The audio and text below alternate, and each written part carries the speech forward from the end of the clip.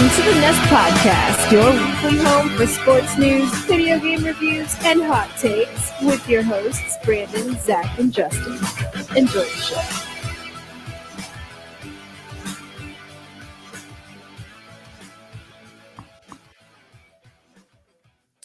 What is up, guys? Welcome back to another episode of the Nest Podcast. This is episode number 94, the Charles Haley episode. I'm your host, Brandon. Joining me, as always, are my two co-hosts, Zach and Justin. What's up, fellas? What's going on? What's up? So what we got here is we're coming on a little bit late. Sorry to all the viewers that normally tune in at 7 o'clock. We had some technical difficulties, which our going motto is that it's not a Nest podcast unless we have some kind of hiccups.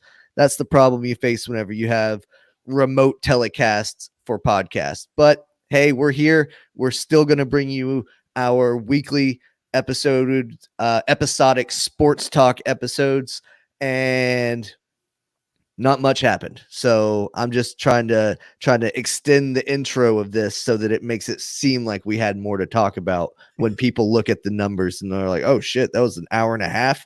Wow. I doubt we'll go an hour and a half. Just saying. No. Yep. Quiet week, which is surprising because we've had a lot going on the past, few weeks, even without sports, but then all of a sudden it comes to a grinding halt. I think everybody just got to the very last point of we've asked all the questions. We've thrown everything out there that we need to throw out there. Now we've just got to wait for the powers that be to sign off on every last little thing, and then we can get back to normal. I mean, stores are already flooded. Vacation spots are already flooded. Zach and I were talking about the Lake of the Ozarks and Pigeon Forge overrun with people this weekend. If that's going on, why can't we have sporting events? Yeah. It don't make no sense, man. I know Pigeon Forge was at a standstill. Like literally, like you couldn't go anywhere. It was so crowded. And usually it don't get like that until there's a holiday. So it just don't make no sense, man. It's like I know they're getting paid a lot of money, but it's almost like they're trying to protect their investment. Yeah, I think a lot of it is that. And I'm curious to see if sports are holding back, waiting to see if there's going to be a big wave come from all of this.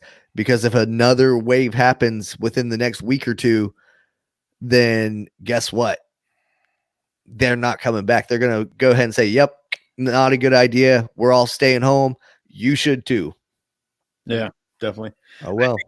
I think the big scare is we might make it through the summer without a resurgence, but I think the big scare at the moment is a resurgence in the fall and the early winter when the flu season starts kicking back up, and that really puts the football season in jeopardy. Sure. Yeah. And, even if they do go out there and play games, the likelihood of them allowing full stadiums again anytime in the near future is pretty slim, in my opinion. Absolutely. Even though, like you said, all these other places are jam-packed with people, and they're planning to open up Dollywood, I think, pretty soon. Yep. I'm sure Disney will open up again. I know they're planning on doing something with NBA, putting the finals there in Orlando at Disney World. I'm sure they're going to try to capitalize and get people down there to those theme parks and stuff at the same time.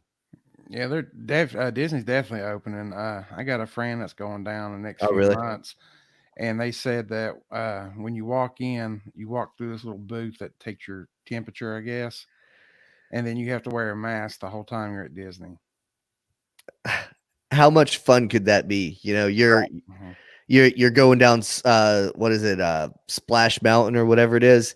You hit the bottom and you've got that mask on. It's kind of like waterboarding yourself. You're not going to be able to friggin' breathe whenever it gets wet. These people are so dumb. I can't wait to see the pictures that they take, mid. Oh yeah, just everybody got a mask. That'd be ridiculous. I'm not paying that kind of money to do that. You know how expensive. We took the kids for 3 or 4 years ago, Man, I think we spent every bit of $10,000 on that vacation. Whoa. Like we saved up forever, we paid on it and stuff. But I'm not forking out that kind of money to wear a mask and have to be precautious and have to, you wait 3 hours anyway for a ride. What are they going to do? Set it so far apart and you're waiting all day for one ride. I'm sure. Yeah, I'm sure they've got to have, every other seat on rides, and the line is going to be even longer because people have to be 6 feet apart and all that shit. Yeah, I'm not doing that. I saw a live stream of somebody that was out at like Kohl's or Ross or something like that, and they were saying that there was a 4-hour wait just to get into that store. That was Roger. I got more things to do than that. I wasn't going to put my man on blast like that, Justin, but yeah, it was. Hey, that's Roger though, man. I know he loves that place. That's ridiculous though, man, to wait in line for 5 flipping hours just to go and look and see if you can get some discount shoes. Crazy. I ain't about that life, I guess. I'll pay full price on Amazon. I sat at home and watched a little bit more of the Michael Jordan documentary. I went back and trying to rewatch it.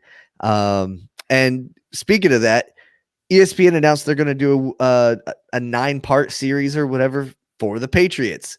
We talked about it, 2-3 weeks ago, what would be the next one that they roll out with, because we knew they were going to. And turns out they're coming out with one for the Patriots. Too soon?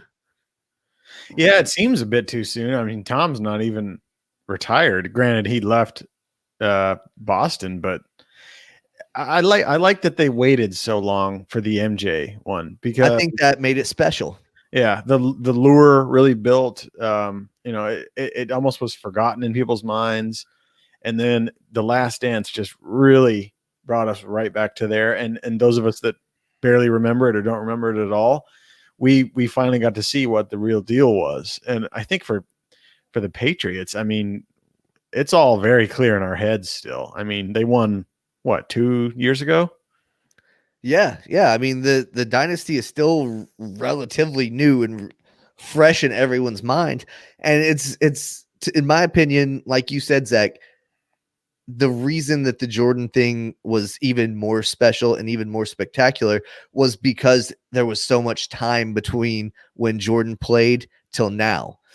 Give this Patriots thing 20 years, give 20 years time to elapse, and then revisit it, and then go back and retell the story, because the kids now that are going to hear about people talking about Tom Brady's the GOAT, they're going to hear that their entire lives, but never actually see a Tom Brady. Like, they don't know. They just know 6 rings. Mm-hmm. Kind of like you with Jordan. You knew 6 rings, that he was the best basketball player, but you didn't ever see it. Yep. I mean, why not do like the Lakers Celtics? You mean, before Jordan was here, the Lakers versus Celtics was like the biggest rivalry ever. Sure. You had Kareem, you had Bird just starting, you had Parrish, you had all these players, man. And that's what I remember growing up, is I remember how that big battle every year between the Lakers and the Celtics. Why not do something like that? And you've also got the Pistons. You've got, in the Michael Jordan story, you've got teams like the Pistons, who everybody knows from that they were hated. But why not like elaborate on that stuff that, like you said, older? I mean, man, it's crazy. If they wanted to touch on a living GOAT and do a documentary style thing on them, they need to look no further than Tiger Woods. Mm-hmm. A Tiger Woods story would be great to see, because this is somebody who, as a child, was in the limelight, mm-hmm. already being pushed to be a celebrity, and raised in the sport of golf, took over as a young man and had an epic collapse. And then you end it with the redemption of him coming back and winning another major. Yeah. That's the story arc that they need to tell. Right. Yeah. I think it's smart for them to spread the love to the different sports, but if it were me, I would do an older legacy in football. What about the 63 Dolphins? Yeah. The 72, perfect 72. Yeah, I'll save you on that one, Justin. Yeah, I was off by a decade. That's okay. All right. Yeah, I mean, there's plenty of old decades or old teams like that. We talked about with Wallow maybe doing a one on the Cowboys, the 90s Cowboys, with all that craziness and stuff like that. I don't know. It's going to be weird to watch a show about a team that's, a year out from what they used to be. I don't think it'll be as good as it could have been, but whatever. We don't wear the hats over at ESPN. We like to say we're like Sports Center, only better around here, because we don't do the dumb stuff that they like to do over there just to pardon my language, suck off Tom Brady. It is what it is. What we do like to do over here is talk about some of the questionable things that the Dallas Cowboys are doing.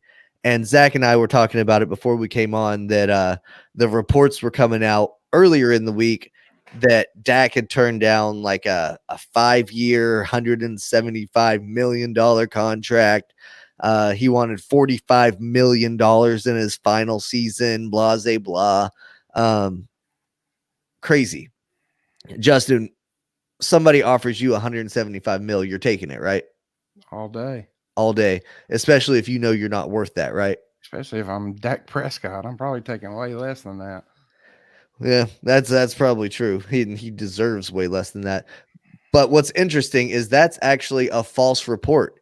Chris Sims leaked a story, or had a source tell him that that's what was going on. And I don't know if Chris Sims misreported something, or if that guy was giving a big FU to Sims and like giving him fake news.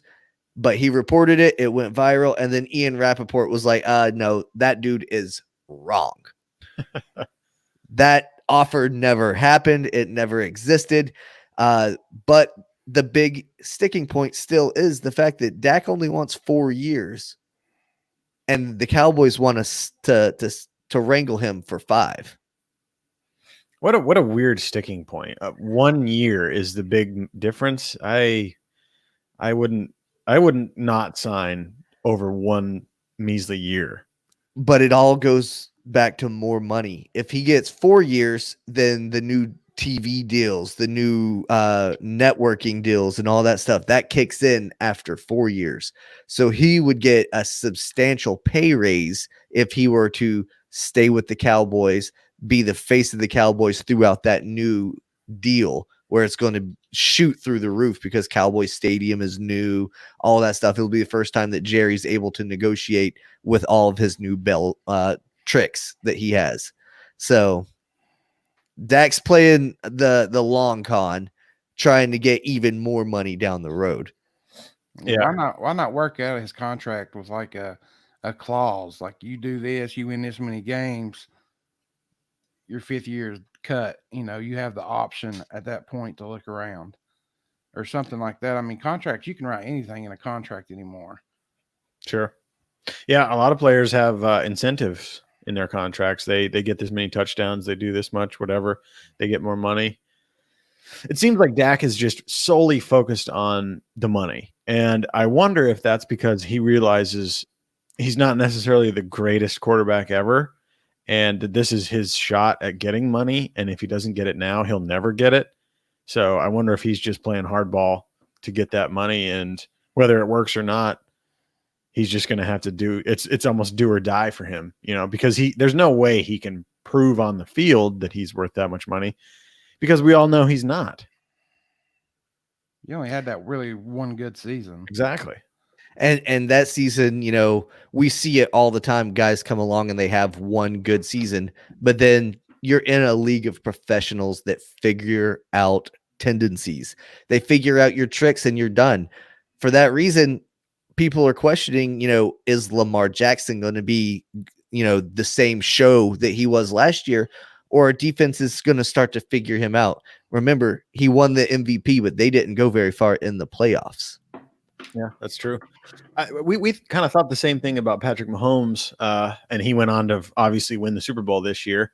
So it'll be interesting to see. But he didn't win the MVP. So right. That tells me that his personal stats slowed down a little bit, but it spread the ball out. It made the team play as a team. And Andy Reid is a good coach.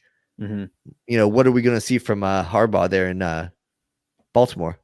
Yeah, they have the ability to go far, but we'll have to see. I mean, I think the big question for Lamar Jackson is, when is he going to get hurt? Because running around like that in today's NFL, you're going to get hurt eventually.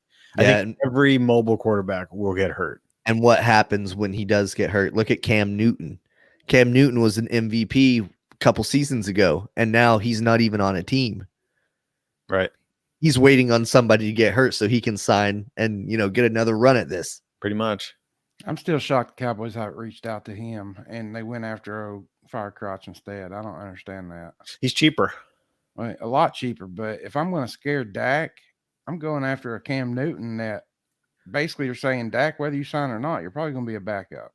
Well, I think signing Dalton is a huge slap in the face to Dak anyway, because it's like, look, if you don't play, I'm going to plug this guy in and he's going to do just fine. We have confidence that Dalton is going to replace you.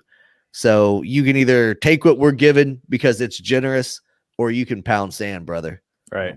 Call me crazy, but if I'm the coach, I wouldn't put Dalton too far off from Dak.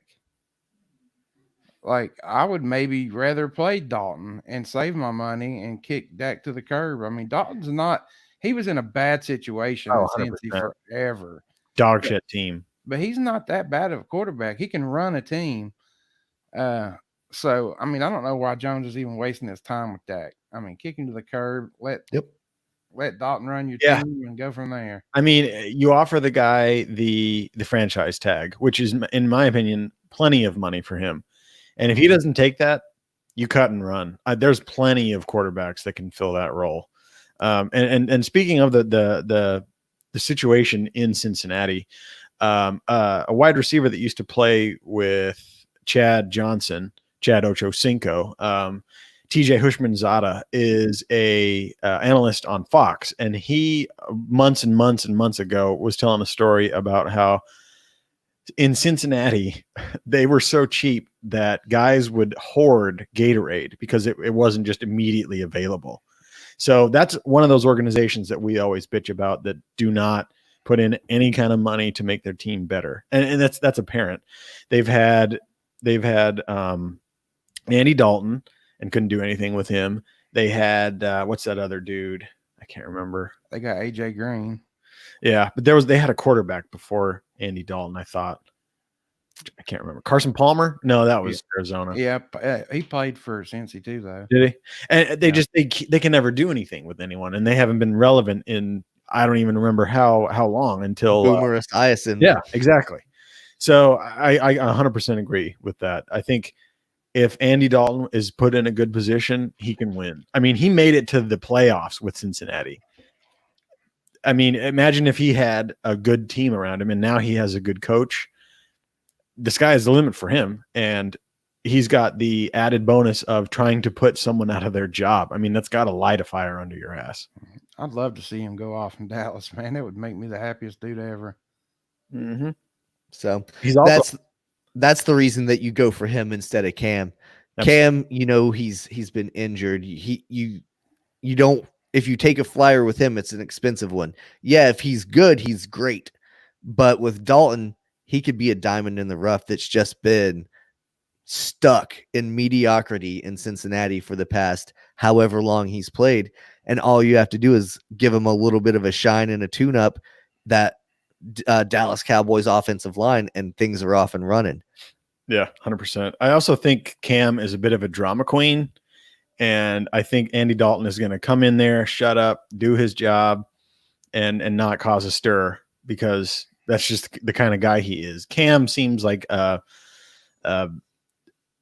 wants the limelight. You know, he's very eccentric with his style and all that stuff. So he might cause a little bit of a rift in that locker room.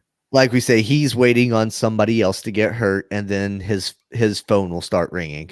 But one thing is for sure, come July 15th, Dak has to make a decision, and we'll know one way or another who's going to be manning the ship there in Dallas. They're talking about changing some rules to the onside kick that I saw earlier this week, where you would, instead of kicking the onside kick and having all these guys colliding in such a short distance from one another, that you would get to go for a 4th and 15 play on your own 25. So it would give you your offense would get another shot at it instead of your special teams. You know, the guys that get paid these big dollars would get to go out and earn it a little bit more. Yeah, that's a good idea. See, I don't care for it, man. Like, you would prefer the onside kick. I would, because 4th and 15 is not all that uncommon nowadays with these high-powered offenses. Yeah. I mean, like 4th and 25, maybe something crazy like that. Because an onside kick, you got to think of that percentage. It's like what, 1 out of 30, 1 out of 40, something like that. Yeah, if that. So you can't compare that to a 15-yard play. I mean, teams get first and 15 all the time throughout the game. All it takes is a false start or a jump or anything, and you're 1st and 15, or you got your 15 yards back. I just think that's making it a little too easy, and there'll be teams that will take advantage of that and will do that all the time. Like, you could be down by, say, 21 points and just bam, bam, bam, and just like knock out. You know, you've got 4 or 5 plays in the bag. I don't like that, man. See, I think that the simple solution to stopping the 4th and 15 is have good defense. Yeah. Your defense has 15 yards to stop that offense. And in my opinion, in an onside kick, that's mostly chance and not hardly as much skill. I mean, sure, it's the skill of the kicker to be able to kick that ball so it'll bounce and all that stuff. But after that, it's just anybody's game as to who's going to get that ball. Yeah, Morton said it right there. One of the most exciting plays in football. I don't agree with that at all. Well, and then get this, like, if you do complete the 4th and 15, your offense gets to keep rolling for a touchdown. If the defense stops them, they just get the ball where they stop you. So they could end up getting the ball on like the 16-yard line, because if you don't get the full 15 or whatever. So that's worse than a regular kickoff. Yeah, but you got to think of it this way. If they're doing an onside kick, then it don't matter anyway. They're kind of now or never. Well, yeah, that's true. But still, I mean, I would be pissed that it's not giving the defense anything from making the stop. It's I don't know. But to your point, Justin, from earlier, that it's a common practice. The biggest play that the Chiefs made when they were down 10 points in the AFC Championship game, a 3rd and 15. Yeah. So it's not that big a deal. They hit for big chunk plays a lot more frequently in this NFL than they did back 10 years ago. And what about those plays where the team comes out at halftime like the Saints did in the Super Bowl and does that sneak onside kick? Yeah. That would be completely eliminated. Yep. And that was a game changer in that Super Bowl. I mean, Peyton basically won that because of that onside kick. He came out, they had the plan at halftime. Mm-hmm. I mean, that just takes away a big portion of the game. You know, I'm glad that you talked about that, because one of the things that I've been wanting to discuss, Justin, is the release of the NFL schedule. You haven't been on in a couple weeks since they actually released it, but we've got some pretty good games in the NFL, and one of them is Sean Payton versus Brady's new team in week 1. They gave us Breeze and Brady week 1 right off the bat. That's a barn burner to get everybody excited about the 2020 season. Vegas already has the Saints as the favorite. What do you guys think? I believe they're the favorite too. I mean, yeah, they've got Gronk, they've got Brady, but you got to remember they're coming to a whole new offense. Breeze has ran this offense for a decade. He knows the people around him. There ain't going to be no learning curve for him. I think maybe, like I said, Atlanta plays Breeze week 15, Mahomes week 16, and Breeze again week 7. Not Breeze. Jesus Christ. Brady 15, Mahomes 16, Brady 17. That game, I think Brady will kind of have his team where he wants them. Week 1, I don't see him having a shot at the Saints, especially, aren't they playing at the Superdome? Yes, I believe it is in New Orleans. Yeah, it's a wrap. Yeah, I agree with you, Justin. That team chemistry definitely is in favor of the Saints. I don't care how many reps Brady tries to get in between now and the start of the season. He's not going to be able to match up the years worth of practice that Drew Brees has had with some of his teammates there in New Orleans. Yeah, 100%. I think I remember Brady at some point saying that it takes him about a month to get used to a new receiver and to throw it how they like it and stuff like that. He's got an entire new team other than Gronk to try to learn how to throw to them, and it's going to take them some time to click. I think. I don't think they'll be going until week 4 or 5, something like that. Well, and what kind of rust is Gronk going to have? Is he going to come out and be the Gronk of old? Or is he going to have a little bit of rust? And what if he gets hurt early on? We know he has a history of injury. Not playing for a while, your body's not used to taking that impact. It might be a little bit more delicate than he realizes. Yep. Other good games coming up. We got Chiefs and Ravens in week 3. Patriots at Chiefs in week 4. And that's significant because that marks the stretch from November 30th to December 27th, where the Patriots only play away games. That's Goodell yet again sticking it to the Patriots, saying, hey, you guys don't get to be home for Thanksgiving or Christmas, bitches. Well. You're going to have a hard enough time regardless this year. I mean, being a Pats fan, and I know you're realistic, there's some people out there that are not realistic, and you can't expect them to do much this year. I mean, you can expect to probably have a winning season because of Belichick. He'll put together some type of 8-8, 9-7 season. Well, I guess they added a game this year, so whatever that equals out to. But I don't think the extra game's till 21. I was not to 21. But I can't see, I don't know, like maybe the first time in a long time, the Pats will make the playoffs because look at their division. I don't know about that, man. I think the Bills are right now the favorite to win the AFC East, which would be the first time in, 15, 16 years that anybody other than the Patriots have won the division. But now's their chance to strike. They've got a good young team. They added Stephon Diggs. I think they are the team to beat in the division unless Jared Stidham comes out and impresses. Right. Yeah, it's going to be tough going, I think, for the Patriots this year. They might squeak in with a wild card. But I agree with Brandon. It's definitely not a cakewalk this year to first place. No way. And, the theme of the night has been questions, all these questions surrounding the start of sports and all these teams. Jared Stidham is the big question mark for the New England Patriots. If he comes out and has that breakout season like maybe a Mahomes did, he's set a year behind Alex Smith. And then in what was, what everybody thought was his rookie season, he came out and just balled. And then Lamar Jackson last year, his first season, balled. This will be the first chance that Jared Stidham really gets. I'm not saying that he's in their level or whatever, but who knows? We didn't think that about Mahomes whenever he was sitting behind Alex Smith. 100%. Yeah, no one knew who Patrick Mahomes was until he just came and blew up. So, and honestly, the bar is low for him to jump over. We don't know shit about him, and all he really has to do is come out and do decent, and he'll be good.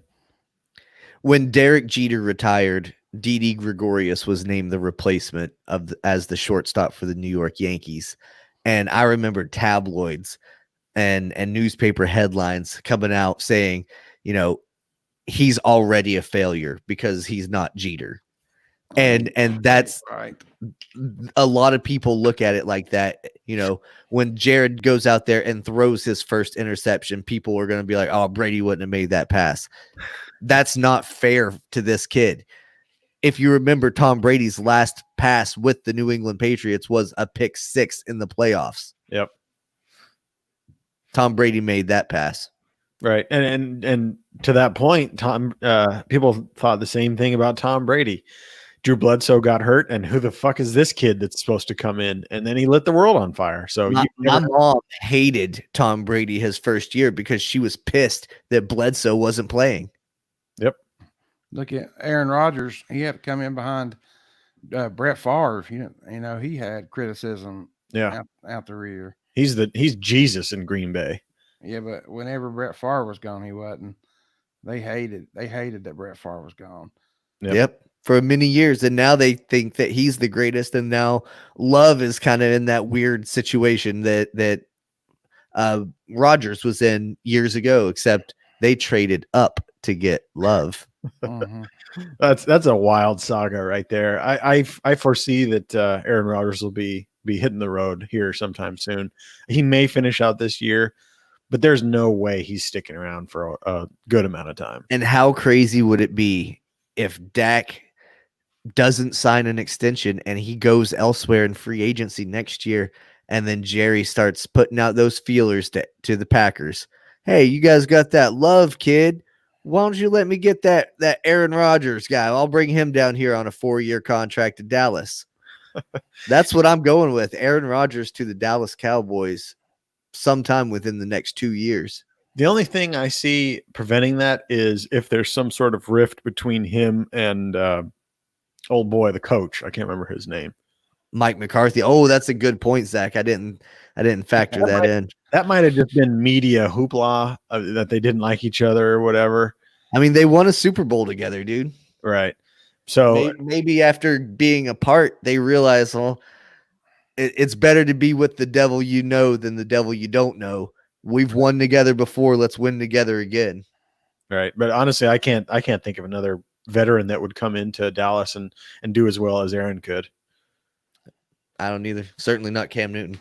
No. But we have a ton of good games, and I'm sure we're going to talk about them each week if we get that season. But something else interesting that I saw, the XFL could be coming back for 2021. And if Vince McMahon pulls this off, he is by far the biggest genius on the planet. He found a loophole in a way that he can buy his investors' stock, like shares, so that he then takes over 100% ownership of the company and then can just continue rolling with it next year. Of course, he had already let go Oliver Luck, Andrew Luck's dad, and a lot of other people in the front office, so he would have to staff it with new people. But Vince McMahon is desperately trying to keep this crazy dream alive. I think he saw the potential like we did. Yeah, no, absolutely. And without the coronavirus, I think the XFL succeeds. 100%. Yeah, I think if they would have made it through this whole season, they would have probably restructured some teams, moved some teams around. LA doesn't need an XFL team. Move it to San Diego. And they would have had a great season upcoming. And the coronavirus obviously put a screeching halt to that. And I'll be very interested to see if he wants to take another run at it. Yeah, I guess, stay tuned, because with Vince McMahon, the only thing that's for sure is that nothing is for sure. Just like we don't know for sure if we're going to get baseball this year. Yeah. We're now day 60 since what was supposed to have been opening day. The first Memorial Day without baseball in 140 years. It's insane. Do you know off the top of your head what happened that last Memorial Day for them to not have baseball? I have no clue, man. I remember the somebody shared it in Sportszilla. It was 1880. So I wonder what the hell happened then. I guess I could Google it, but it's interesting. Yeah, I don't know for sure. I just know that it's been forever since this has been a thing. Like, you gotta think what's happened in that span. World War I, World War II, the Great Depression, Spanish flu. The Spanish flu of the early 1900s, Vietnam, craziness. All this stuff has been going on, but this is what finally stopped baseball. Yeah. Sucks. Yeah, it really, really does. But we talked earlier about bad sources. I've heard MLB sources are saying that the MLB owners and the Players Association are tentatively coming to terms to start the season, get it underway. Some teams have already started reporting to their home stadiums and to their spring training stadiums to go ahead and get started on their workouts and stuff like that. And apparently what's looking at is the players are going to win and get their prorated salaries, but they're going to get paid in the future. So payments will get deferred.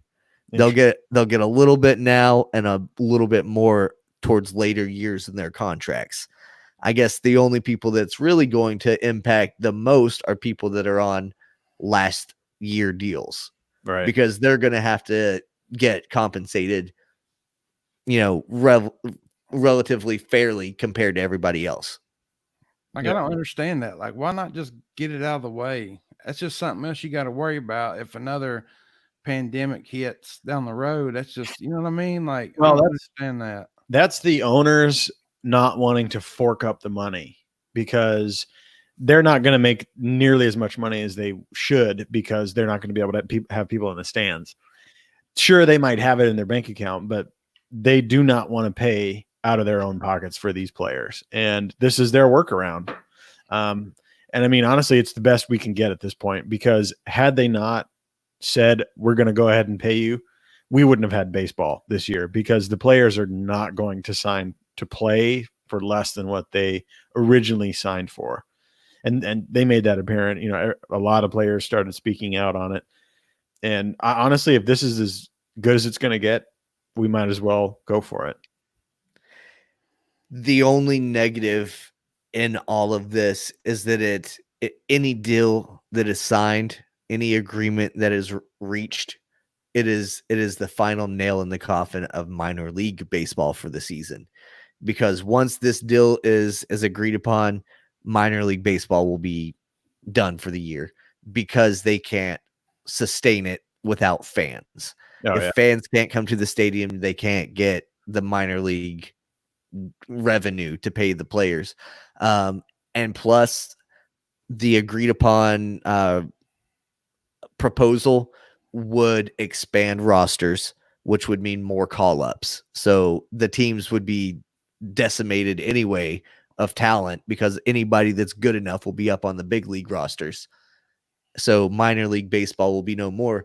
So it'll be a very strange year for all of us, because you can't just go and see the Jumbo Shrimp. You can't go see the Johnson City Cardinals. It'll be done. Nothing to do. Yeah, that sucks for those little small market places where you could pop into a game on Friday evening for not a whole lot of money and have a good time. And it sucks for the players too, because there's nothing to do. I mean, you can't get better. All you can really do is work out, go to the batting cage, shit like that. But that's not the same as taking actual pitches in a game. Well, and guess what? They're not getting paid either. Yep. So they got to go find some job. So it's a shitty situation, but I mean, we're trying to make the best out of a bad situation. I think it's Stone Cold Steve Austin that likes to say, trying to make chicken salad out of chicken shit. That's what MLB's doing right now. I like that. Have you heard anything about the NBA trying to finish their season out and get their playoffs going? They're reported to be going to Orlando, down to the Universal World of Sports, or whatever, Wide World of Sports complex. Awesome. Oh, wow. Yeah, and they'll just basically have all the games from in there. The players will be isolated and quarantined to their hotels, and it'll just be a playoff. The regular season will be declared done. If you're a playoff team, you'll get an invite. If not, you get to watch from home. Wow, that's interesting. Was it us that we're talking about? I think hockey is trying to do like a World Cup style playoff, in that they have groups and you play those groups, and then they just try and kind of trickle down, right, to limit the travel and stuff. Yeah. No, it's smart. I think that's a good idea. I think all these major sports are starting to come out with good, solid plans to at least get back to televised sports. Mm-hmm. We might not get back to in-person sports this year, but at least we'll get it on TV. I expect cable packages and premiums and all that stuff to shoot up through the roof because of all of the increased demand on watching the TV. Yeah, absolutely.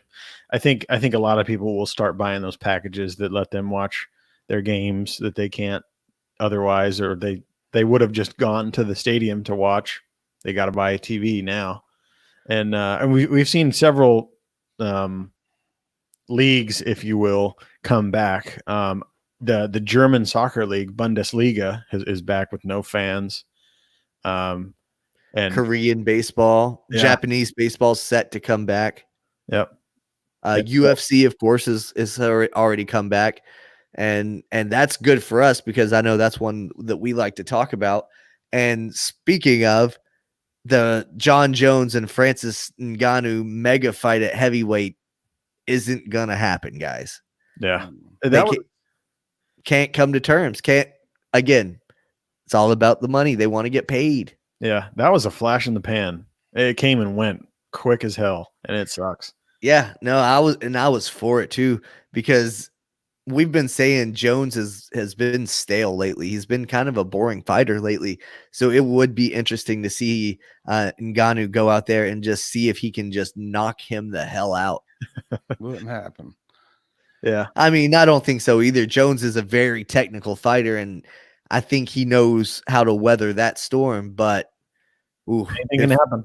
One connects, it's done. You know, y'all haven't talked about the sport that was actually on TV this week.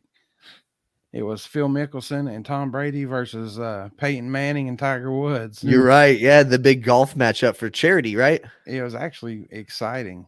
Yeah. And Tom Brady's garbage at golf. Like Phil Mickelson played like the round of his life, but Brady basically lost it for him. But it ended up being Peyton and Tiger Woods ended up winning. Nice. But it was cool, man, just to like listen to him talk in the golf cart. You know, people got mad because Brady was talking crap with Smokey in his hand, you know, with the head cover. But that'd be like me and you guys at a golf course. You know, I'm gonna talk shit about your team and vice versa. Yeah, if you're mad at that, then come on. Sports fans need to have thicker skin. I mean, I just saw it as something I would have probably done the same thing. I'd have talked shit about Michigan. You know what I mean? Sure. Right. It's When a group of guys gets around each other, they don't talk about how pretty the flowers are. They rip on each other. They crack jokes. That's how it goes. That's sad to hear that people freak out about that kind of shit. But it's cool to watch, and it's been on repeat on my TV because YouTube TV will do that when there's like an event like that. So like I watched it again last night, and I think it's on YouTube now too, the full show. Nice. That's awesome. But it was pretty cool. And I know Charles Barkley came on and offered Brady $50,000 if he hit the green on that par 3. And Tom Brady just shanked it bad. And Barkley said, I should have offered if you'd have hit it on the globe. You know how he talks. Yeah. He said, I should have offered you that money if you hit it on the globe. That shit was funny. It's cool that they're doing that shit for charity, though. Mike Tyson's coming out of retirement to start fighting again. He got for charity, though. He got offered $20 million to fight bare knuckles. Oh yeah, with that other guy from New York, the other big bodybuilder guy or whatever. I don't think that's gonna happen. I don't think the Evander Holyfield thing is gonna happen. No. Tito Ortiz is a possibility for an MMA fight. Tyson will kill Ortiz, dude. Like, what kind of world are we in right now? Or would would Tito Ortiz shoot in and take him down? Because Tyson wouldn't fight him in MMA. That's what it would be, though, because Tito proposed an MMA fight and Tyson said that he was intrigued by the offer. I don't see him doing that. Now I know that I watched Holyfield warm up and do his little, his little practice, his little dance around. And then I watched Tyson side by side. They're just not even comparable. Like Tyson would kill him right now. Like it wouldn't even be a fight. Like Holyfield just looked like an old man hitting bags. And Tyson looks like a killer. Yeah, I mean, it's ridiculous. It's like Tyson never missed a day. It's insane to watch him hit bags. It blew my mind, dude. At first I was like, anybody can look good hitting pads. Remember, I told you that on the phone. I was like, anybody can hit pads. But then I saw him like actually moving in the ring while he's hitting pads, and I was like, God, he looks crazy right now. I ain't fighting him. Hell no. Yeah, but it'll all be about whatever fight garners the most money for whatever charity that he wants to put it up for, I guess. And I mean, that's cool for him if he feels like he can get in there and still mix it up and give it to a charity. It's obvious that he's not just doing this for money at this point. You know, a lot of guys get in there and they only want to fight at this stage in their career because they need the money. Tito Ortiz. But it's cool that he wants to do it for a good reason and to try to use his skill, his talent, and his celebrity status for good. I don't know. John Jones isn't getting a fight because he's not getting paid enough. No, I was gonna say Tyson owns that weed company. Oh yeah, you know he's making so much money just off of that shit. That's in Vegas, isn't it? Yeah, I think so. He don't need no money. He's cash. Right. Yeah, but back to John Jones, man. That's kind of sad to see. And I read his tweets and stuff like that, and he was just angry at the UFC for not giving him whatever he thought he deserved, and I don't know. Well, and if you kept up with all of his tweets, you saw that he said the UFC doesn't see the value in me, and then like brushing it off, he was like, I guess Jan is next, talking about Jan Blachowicz. Jan called out John Jones and said there's no place to hide anymore because you can't go up to heavyweight and fight. You can't go back and fight any of the rematches that you've already beat. Jan's the only guy left standing, so I think he's going to be the next fight for John Jones. Yeah, and John will probably survive it. Yeah, because that's all he does anymore. Right. Yeah, it's sad to see. I wish he would have at least just moved up to heavyweight. Maybe not taking that Francis fight or whatever the case was with that, but any fight at heavyweight I think would have been exciting. To see him at a different weight class would have brought a new level of everything to go along with it. Is he as technical? Is he as powerful? All that stuff. But here we are still stuck at light heavyweight with this stagnant fight that is probably going to end in some sort of decision. Yep. Well, and you know, you talked about the Ngannou rivalry with John being a flash in the pan. Usman and Masvidal, I thought were headed for a showdown, but then all of a sudden Masvidal was like, oh, yep, I want to go fight Nate again. I don't even want that belt. I want to go defend my BMF belt. So now you've got Usman's manager saying, hey, Conor, you want to come fight Usman? So Conor is like, well, I'll come fight for a belt. Fuck it. You'll get your fucking ass kicked. Yeah, no, I don't think that fight will ever actually materialize because of that reason. Conor would have to do steroids for a straight year and a half to get that big. But I don't know. Something about Conor's ego may push him to try to do it. Yeah, I mean, at a certain point, a lot of what he says on Twitter is just fueling the fire. That is, Conor McGregor. He's getting everybody all fired up for whatever is next. To that point, Usman said that for the first 2 rounds that he promises that he wouldn't shoot for a takedown and he would only slap. I'd still be kind of scared if I was Conor. Oh, no shit. Stipe still hasn't signed on the dotted line for his fight with DC.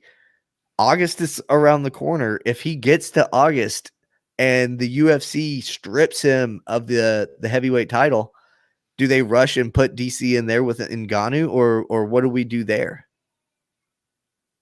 I don't know. I could see them. I would like to see them if Stipe doesn't want to fight, doing something like that, having DC and Francis fight for the title. That'd be a great fight, I think. Obviously, DC would probably try to wrestle him, and if he can avoid the refrigerators, he might be able to win. And if one connects, lights out. Francis Refrigerator Hands Ngannou. Yep. That's his official new nickname, as dubbed by Zach Billings of the Nest podcast. Mm-hmm. I don't know, man. Stipe came out and he addressed it, and he was saying, look, my coach's gym has been closed. He got arrested for training guys against the orders. Like, what do you want me to do? I can't train. I can't do anything. So how do you expect me to get ready for a fight? Train at home, fool. I kind of understand his point.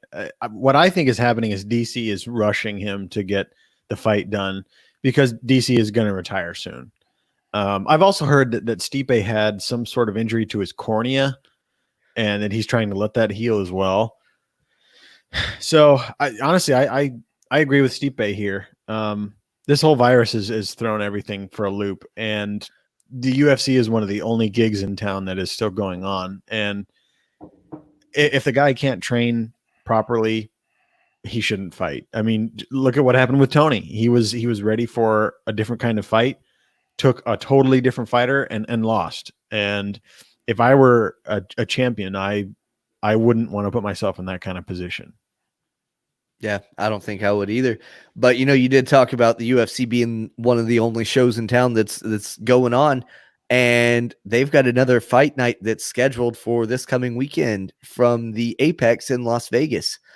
But as of earlier today, they haven't approved it yet.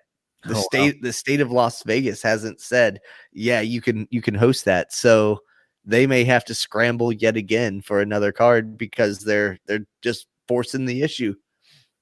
Interesting that they're trying to force it into Vegas and not just stay in Jacksonville where they know that they're welcome.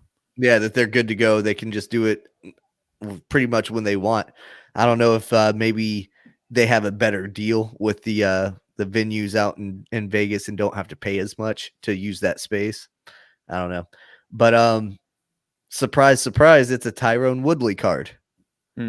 So once again, not getting the love and attention that Woodley deserves. He's thrown on a fight night. He's one fight away from being the champion and not even on a pay-per-view anymore. But he's fighting Gilbert Burns. Woodley's looking to refocus, try to get back in the winner's circle, obviously. So hopefully this fight goes off. Hopefully we get to see it, but it's kind of a turning point for both of these guys because Burns is on his way up. If he's able to knock off Woodley at this point, it's gonna put him right up into title contention. Absolutely. I'm honestly surprised that Woodley didn't retire. I kind of figured he would after that loss to Usman. He's older too, so yeah. And Burns, his last fight, he knocked out Damian Maia, so he's riding, I think, a 4-fight win streak. Yeah, look for him to pull out the dub on that one. He's got the hot hand. Yeah, I can see upset on that fight. And your girl Paige Van Zant's coming back. Yeah, I did see that, fighting some no-name Amanda Ribas. Yeah. It was one that was scheduled for UFC Brasilia, I believe. And Paige got hurt, of course, like she does before every fight. Yeah. Yeah. And it never came to fruition or whatever, but yeah, this is Paige's last fight on her contract, and she won't be back. No way. Even if she wants to, I don't think the UFC will sign her. She's not a contender for the belt. She's a pretty face. She has a huge draw because of that, but there's no reason to bring her back for another contract. She's an Instagram model now. That's what her money's coming from.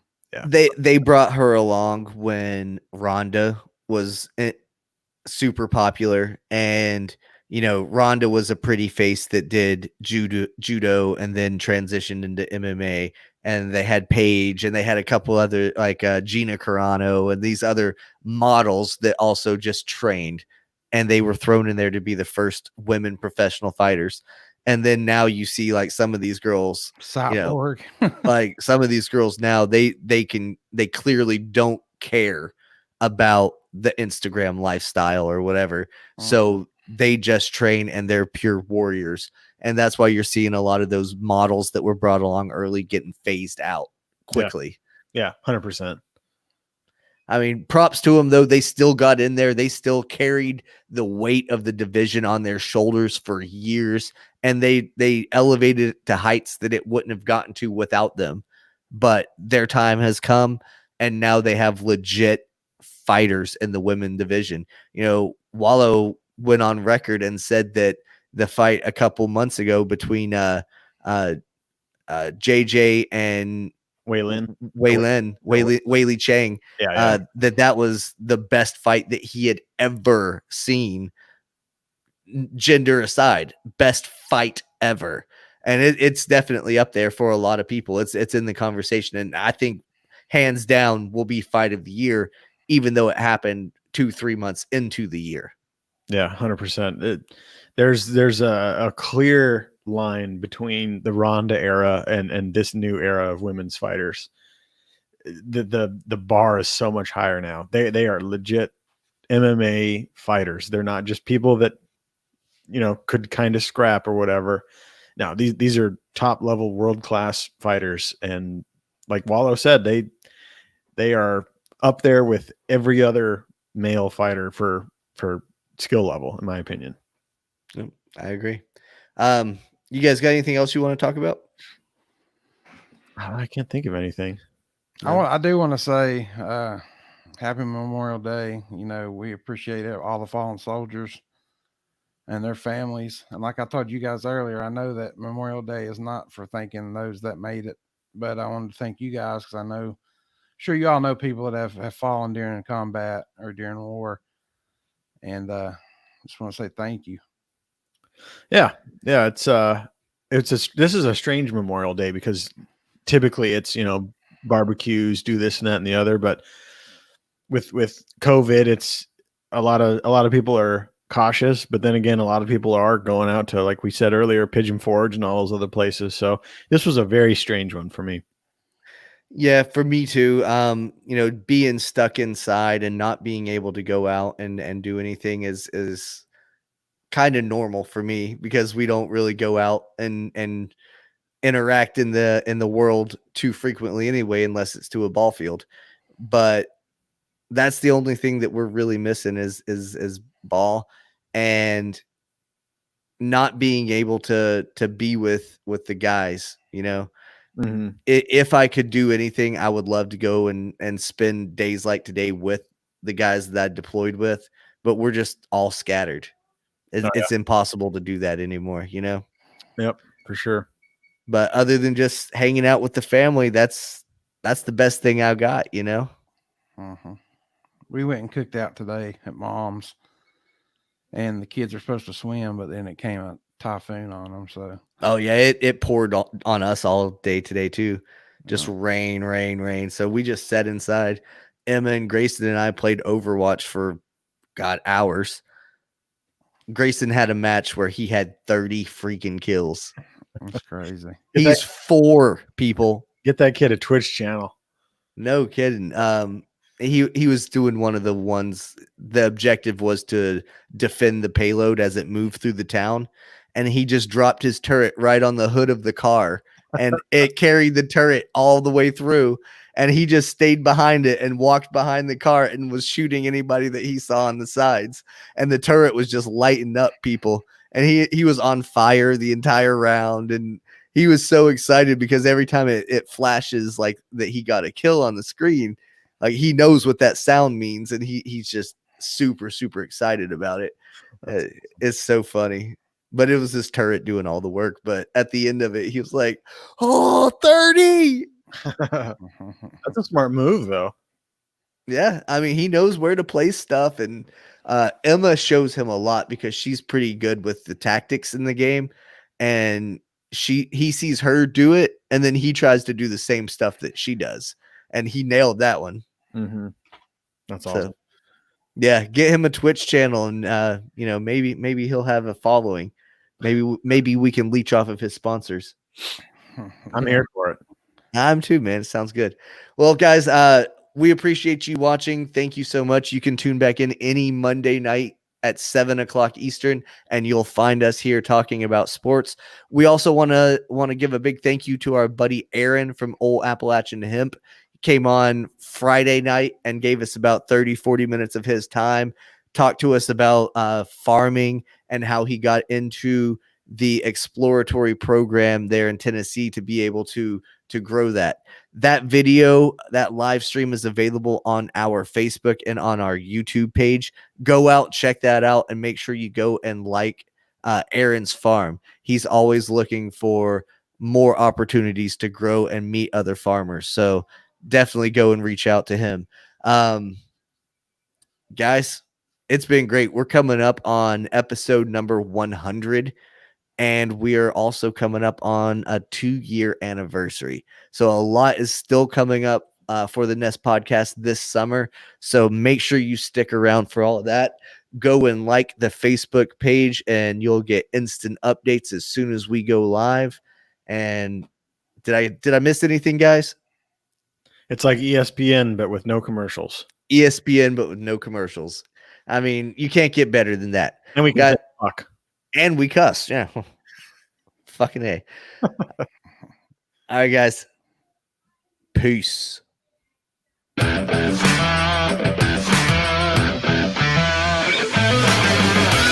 for listening. New episodes are recorded every week.